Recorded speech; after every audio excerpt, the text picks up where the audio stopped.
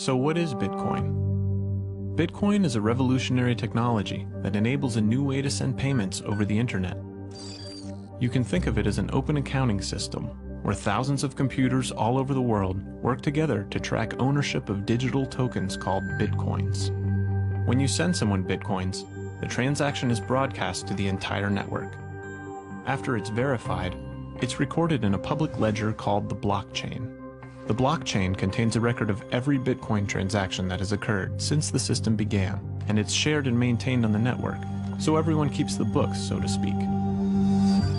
Most currencies are issued by a central authority that controls the money supply. Bitcoin is a peer-to-peer system, so there is no central authority. Instead, Bitcoins are issued to users who help process transactions in the network. This is known as Bitcoin mining. Bitcoin miners are specialized computers that do the work required to verify and record transactions in the blockchain. As a reward for their work, the miners earn Bitcoins, and this is how new Bitcoins are released into circulation. The system is programmed so that only 21 million Bitcoins will ever exist, and as time goes by, the mining reward decreases. The result is a predictable supply that's governed by scarcity, making Bitcoin somewhat like a digital gold. It's the first currency of the internet, and everyone is free to use it. With Bitcoin, you can send any amount of money to anyone, anywhere in the world, as easily as sending an email. Bitcoin and things like it is the equivalent of the red pill, okay? We are entering a completely world of uncharted water right now. Have you made any investments in Bitcoin? So, I mean, I own Bitcoin in my hedge fund. I own Bitcoin in my fund. I own Bitcoin in my private account. It is a huge deal. It's a huge, huge, huge deal. Because what you're talking about right now is for the next 3 to 5 years, an unbelievably better store value. It is gold 2.0. I think this is a currency that's really going to work eventually. Well, I think it is working, and there will be other currencies like it that may be even better. But in the meantime, there's a big industry around Bitcoin, and people have made fortunes out of Bitcoin. Bitcoin, there is no Bitcoin company, there is no Bitcoin building, there's not even a Bitcoin server anywhere that you could shut down. It is completely distributed. That's what's unique about Bitcoin. It is, for the first time, a way for the two of us to exchange value online without a third-party intermediary. Until the invention of Bitcoin, for you and me to exchange money online, we had to employ a third party, like PayPal, like Visa, like MasterCard, right? And we live in the 21st century. If we want to have a video call to China, we can do that for free. But to send a couple $100, which is essentially just ones and zeros being moved around, costs 5% plus takes over a day. Some people have said, hey, Bitcoin is the answer to those problems. Are you a believer? Well, Bitcoin is exciting because it shows how cheap it can be. Bitcoin is better than currency in that you don't have to be physically in the same place.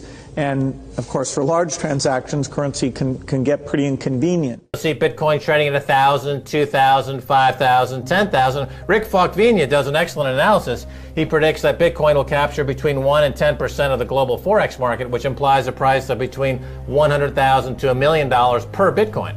Most of the people who are on the sidelines not buying Bitcoin today will start to buy Bitcoin when it gets over 1,000, and then a greater percentage of people will definitely plow into Bitcoin when it starts to get over 10,000. It's still predicting Bitcoin $10,000 per Bitcoin in 3 years. Is Bitcoin the currency of the future, or is it the payment system they're developing? Bingo! It's the payment system. It's the blockchain encryption, and they're interesting things. I think Bitcoin, or the really blockchain encryption that's behind it, has a greater ability to bring more of the world's population out of poverty than anything we've seen. Bitcoin has suddenly become an important topic at conferences on financial innovation all over the world. Proponents speak passionately of a digital miracle that can save the world from financial ruin. The Bitcoin story starts off like a gospel revelation. It's November the 2nd, 2008, just 6 weeks after the Lehman Brothers collapse. And all over the world, there are panicked debates about how to save the banks. Then, on a little visited web forum for cryptographers, a document appears in which a completely new monetary system is proposed. The visionary author calls himself Satoshi Nakamoto. First time I heard about it, I was at lunch with a buddy in Texas, and he said, "Man, there's this crazy new money."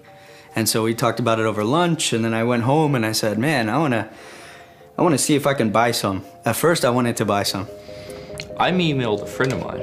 I think I probably saw the white paper in some web forum or something. You know, it just said this is some electronic currency thing.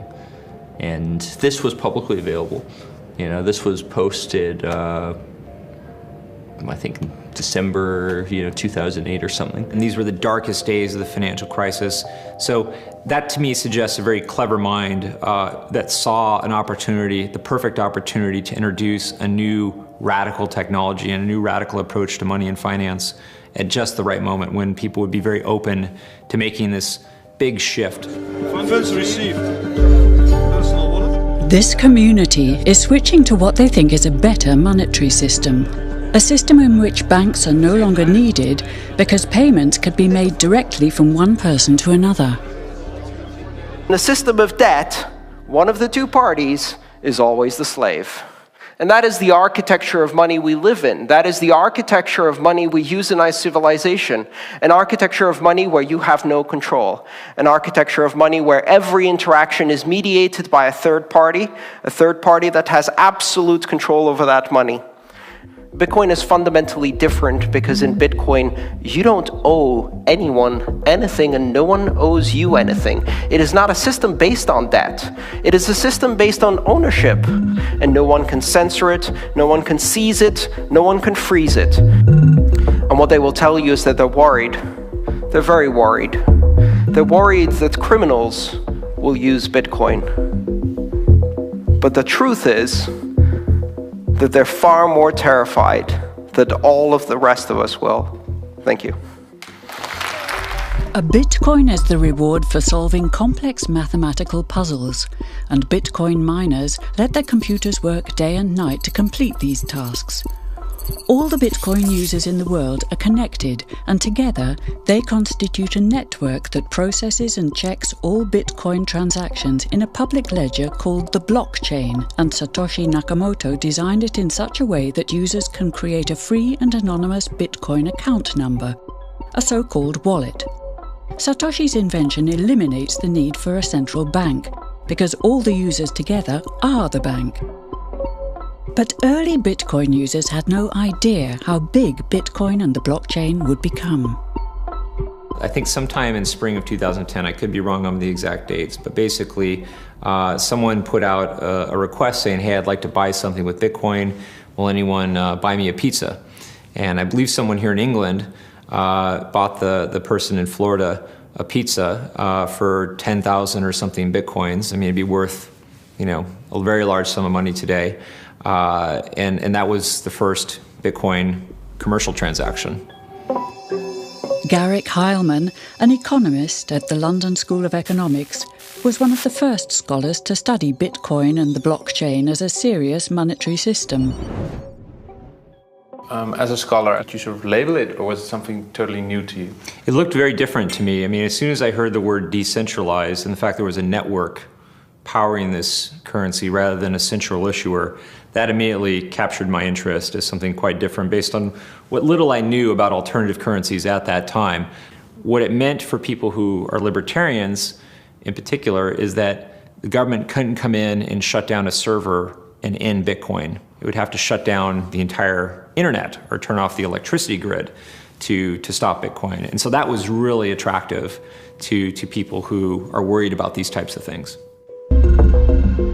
So what was supposed to be a very democratic system has ended up concentrating in exactly the same way that we have seen the banks concentrate their business. So now you have most of the miners are based in China, or most of the miners are huge server farms that, the average person can't be a miner anymore in Bitcoin. It's far, the barriers to entry are now really, really quite expensive. You have to invest in at least, thousands of dollars of equipment if you want to be a miner. Lots of paper money. So this is a receipt, and this is my public address and private key. You got it covered for us, so we cannot film it. That's right. Bitcoin.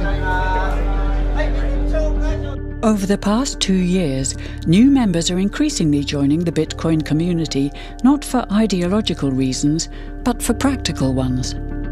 In Kiev, there are some protests happening, so people started using social media to share their QR code. Within a matter of days, they automatically had $15,000 in their wallets from sympathizers to the protests. That money was transferred from around the world.